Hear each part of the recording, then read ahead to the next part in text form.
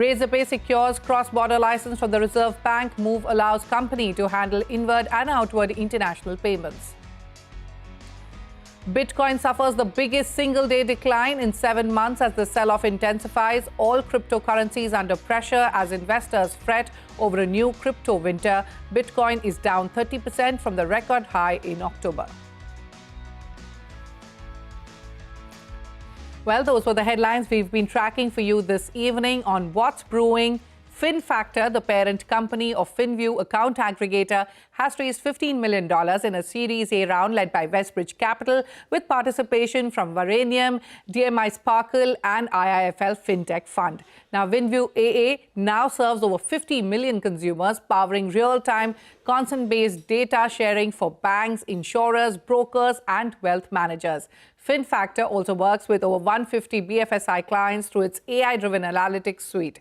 The fresh capital will be used to scale products, deepen India's stack-powered open finance capabilities and build a full-stack technology layer for financial institutions. To tell us how the AA framework is reshaping India's digital finance, I'm joined by Munish Bhatia, the co-founder of Finfactor, and Vamsi Madhav, the CEO at Finvu AA. Gentlemen, welcome to Startup Street.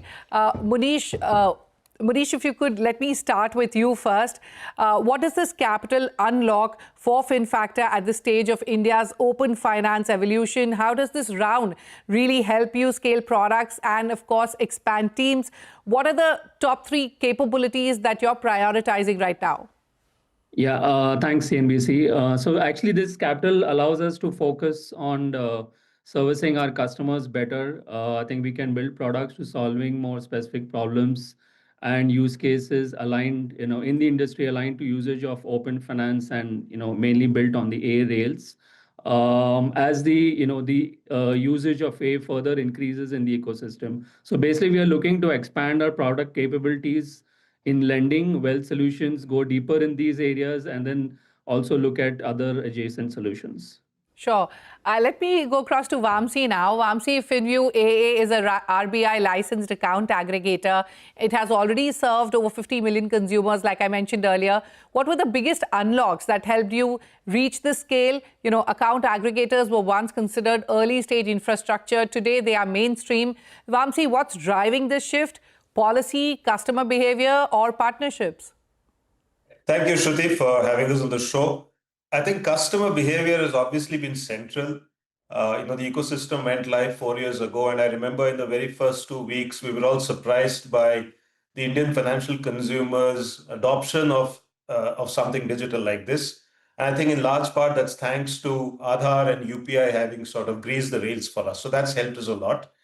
And I think the customer behavior has really taken up because customers have seen the power of convenience in terms of how easily they can give consent for data sharing and agency. And that has led to lenders and wealth managers adopting it really at scale. But I think the biggest unlock for us has been policy, whether it is RBI and the government and Sahamati, the industry body, really bringing the public sector banks within 1 year of go live, and then SEBI bringing in the AMCs and the RTAs.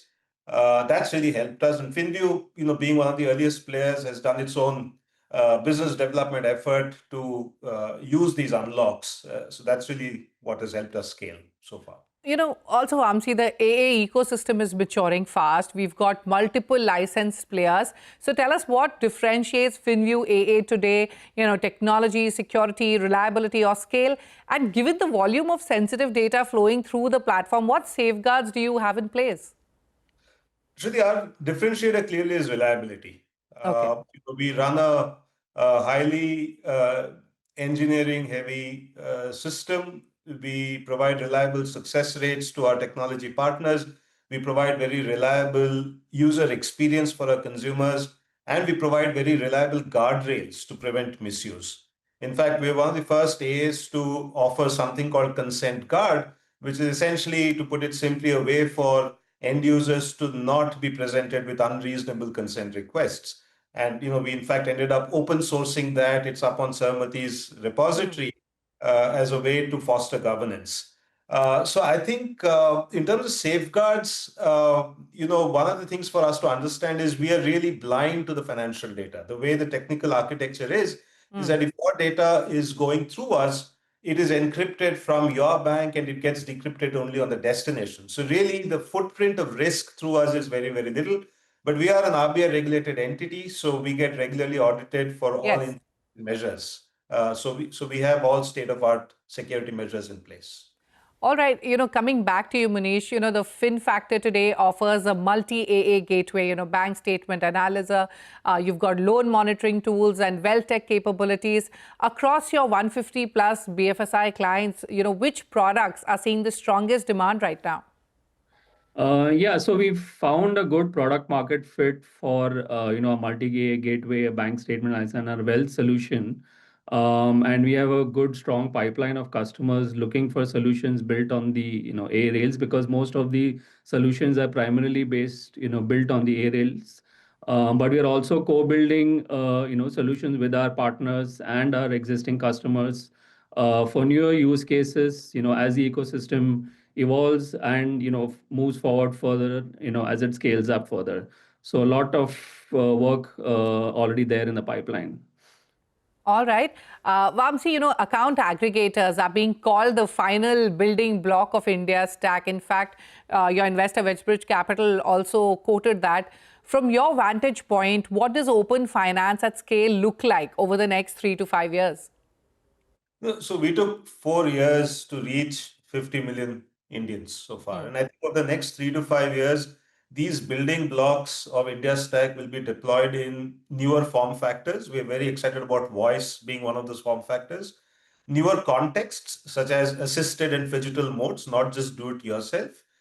And I think if you look at where this will go in 3 to 5 years, be it a woman who's currently a self-help group member, becoming finally an individual recipient of a financial service, and therefore financial inclusion for retail consumers sort of going down that path, or cash flow lending for MSMEs really becoming a reality. I think we will really see 500 million Indians in the next 3 to 5 years being touched by open finance. And these will be the classic use cases that we think will become reality. All right.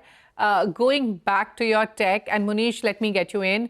How deeply is AI embedded in your analytics suite, from underwriting to post-dispersal monitoring? Also at the consumer level, AA is transforming how Indians control and share their financial data. So what still limits mass adoption, and how do you plan to fix it?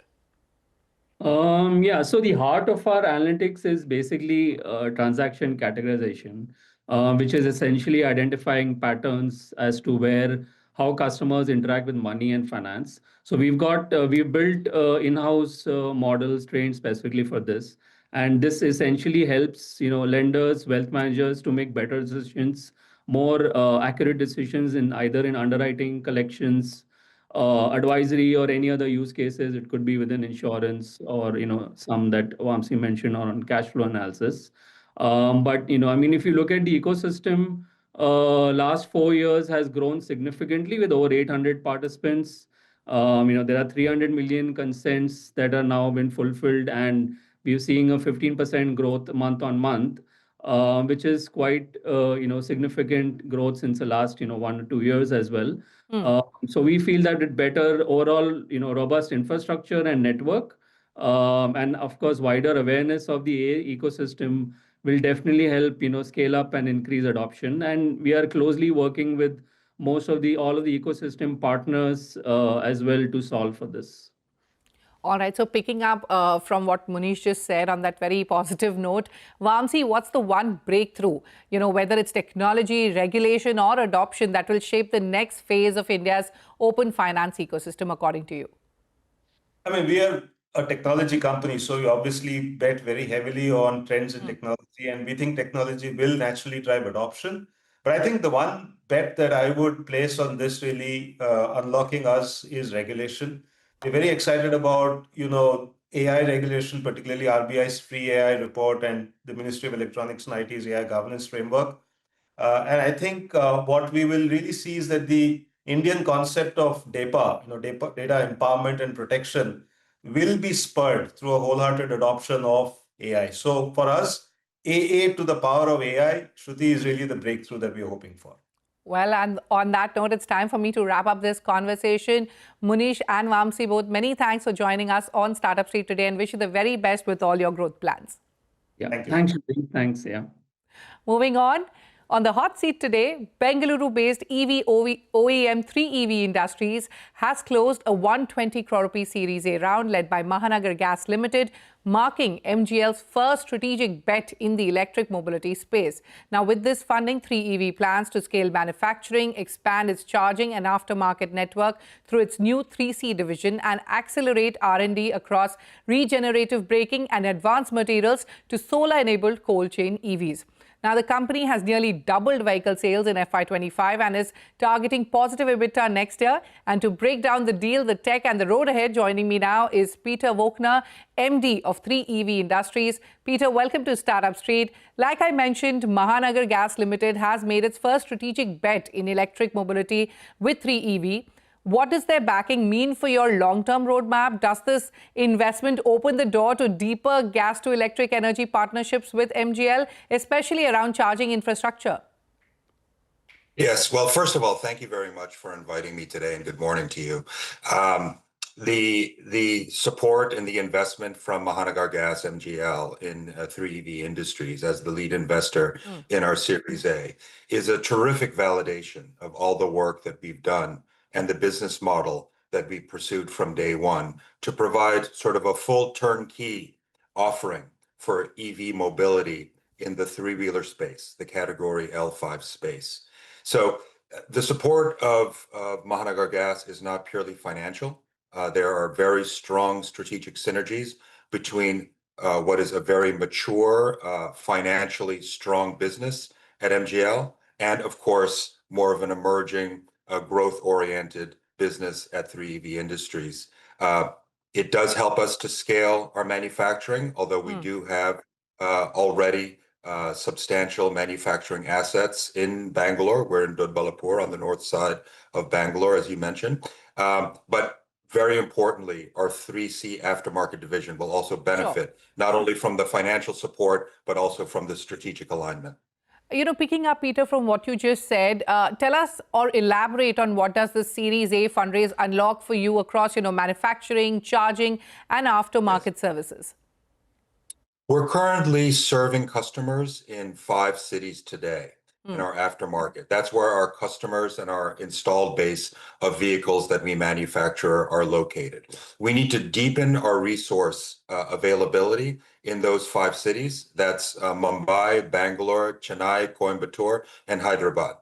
So we first want to fully build out our aftermarket resources from charging, which is full turnkey battery solutions from swapping to fast charging through our partnership with Exponent Energy, which is a very novel technology-driven fast charging business, and then Neuron on the battery swapping technology with LFPs.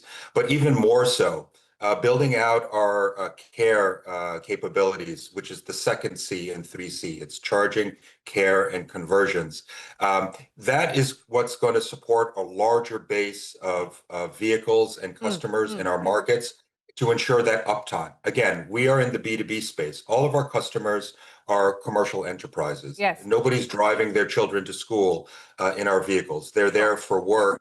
And uptime is a critical variable, and it's a critical KPI that our customers rely on.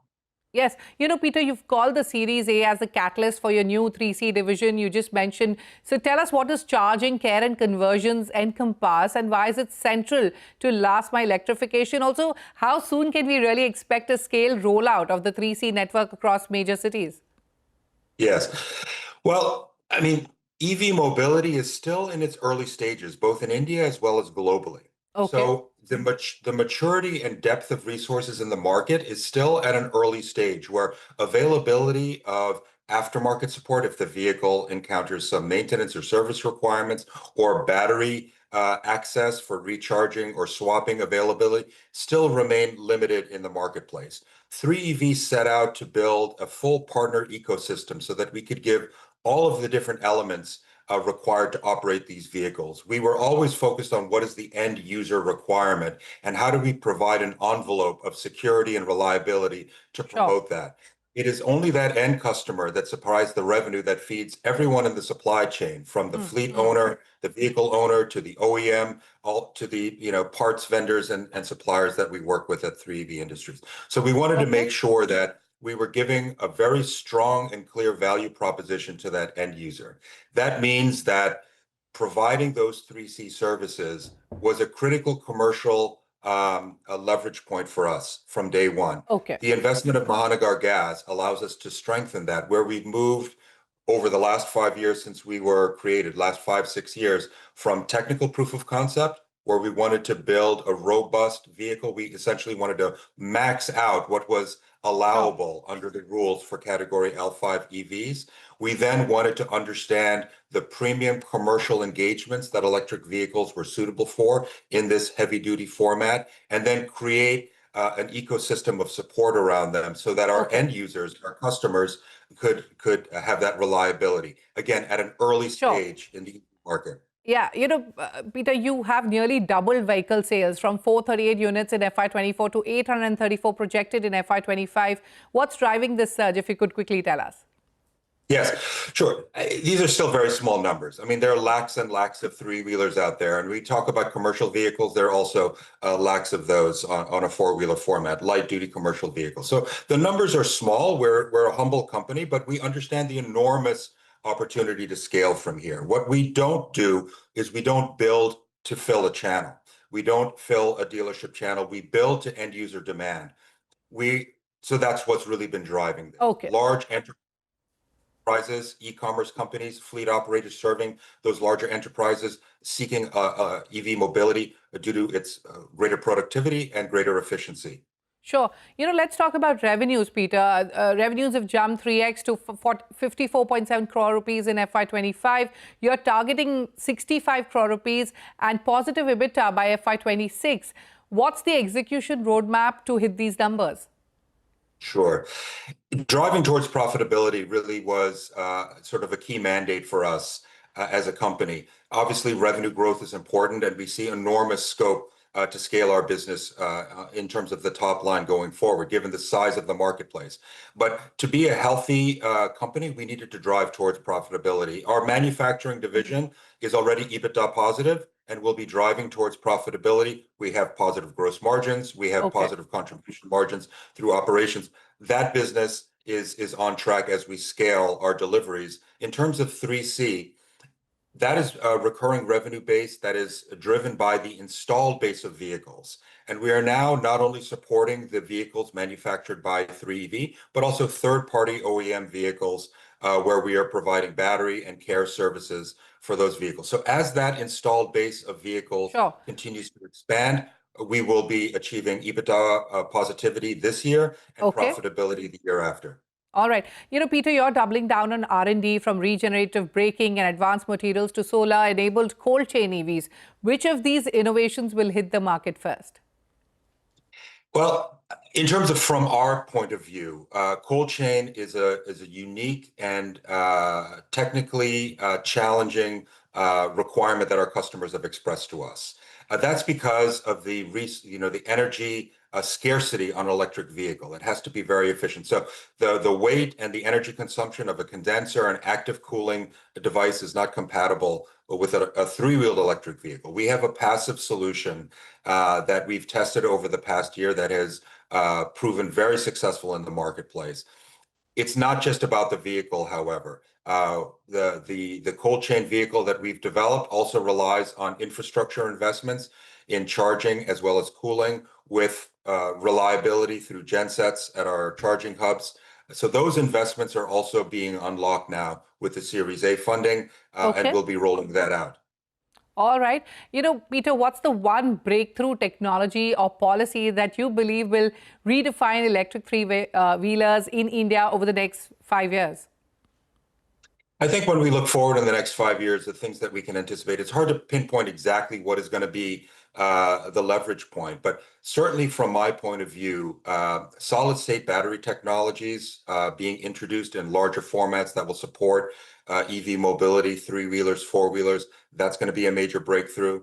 I think in terms of power electronics, driving down the cost and availability of power electronics, particularly in terms of supercapacitors, so that higher efficiency regenerative braking is out there, but it's about driving us from sub 10% efficiency, maybe mid-teens efficiency that we're seeing in the market today, to 20, 30, 40%. When we talk about lower speed vehicles that are stop and go, like category L5 three-wheelers, they are perfectly suited for very high efficiency regen braking. What I see in the next 5 years is that, range anxiety is not going to be a concern in the EV space. And that's really going to be driven by breakthroughs in solid state batteries, power electronics. And actually, when we look further into the future, I think electricity as a resource, especially when we compare it to fossil fuels, it's going to be a socialized resource. Absolutely. And when we think about electric availability, it's no longer going to be a constraint on mobility and other types of things. And we already see it today. When you're charging your mobile phone, nobody's asking you to dip into your pocket and pay for it. It's already socialized, it's available. Well, we're pressed for time, Peter. I'll have to wrap up this conversation, but many thanks for joining us on Startup Street and wish you the very best with all your growth plans. Thank you so much. It's been my pleasure. Well, on that note, it's time for us to slip into a short break. But coming up next, Swiggy and Kearney's How India Eats 2025 report outlines the major shift in India's consumption patterns, projecting the country's food market to touch $125 billion in 5 years. We speak to the Swiggy's food marketplace CEO to understand on the key insights. Stay tuned.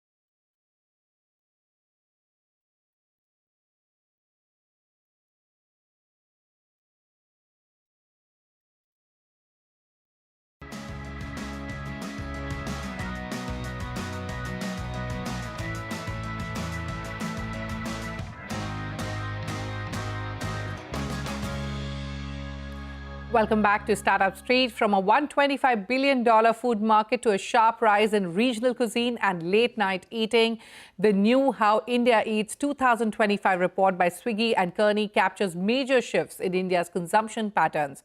What does it signal for Swiggy's growth and profitability path? Rohit Kapoor, CEO of Swiggy's food marketplace, speaks to Aishwarya Anand about the trends shaping India's food economy. Take a look. Rohit, the new How India Eats 2025 report paints a fascinating picture of India's food evolution. So if you had to summarize the biggest behavioral shift India is undergoing in food consumption, what would that be? So I'll say 2 or 3 things. One is, and which are new things. See, some of the things like biryani being large and all has been always been spoken about. But 2 or 3 very interesting things. One is that India is really experimenting with food. So whether it is parts of India which is looking at international cuisine, or the revival of regional cuisine, and some of that like Pahadi food, Bihari food, Bengali food. This is all becoming a lot more mainstream, right? And growing, which is number one. Number 2 is in beverages, we are seeing tea, coffee grow, but we're equally seeing, the traditional beverages of India go much more mainstream. And the third I'll say is that dining out, even in smaller towns, is becoming much more accelerated than the top 100 towns. Right? Top 100 is always there, but there are more choices there, I guess. The supply is coming in of restaurants. So we are seeing that happen. But still, I think India needs many, many more restaurants than they exist today. Okay. So now the report has projected that Indian food services market is supposed to hit $120 to $125 billion by 2030. So where does Swiggy see the biggest headroom for growth? Is it metros, dine out, or delivery? All. I think unfortunately that's a boring answer, but that's the right answer, because delivery will continue to grow. We have given a guidance of 18 to 20% year-on-year GOV growth there. That we are sticking to that. We are seeing dining is still a very large market. I think what is happening is the digital access to dining out, which is to our dine out product, that we are seeing very robust growth. Correct. Right? Correct. And that will continue to. I think that's one business I think will surprise. Since you mentioned dining out, it is accelerating 2x in non-metros. So I want to understand, how will dine out contribute to Swiggy's overall GMV, and can offline dining actually become a meaningful revenue line for you guys? So I think, look, we disclose the numbers. I think it's already quarterly 1,000 crore plus kind of a GOV number, right? Correct. Food is still much larger, right? Food we do 8,500 crore GOV per quarter. So, but overall, dine out as a business is quite large. And the bold format, which is accounting for 10% of all your food orders today, how big a piece of the future pie do you see bold style ordering to take? It will continue to be very relevant. Because see, I think not all of the food delivery can come onto bold. Because for example, if you're a fine dining restaurant, you're making biryani, right, which is a little more sort of involved process, it won't come on bold, because frankly the cooking time itself is much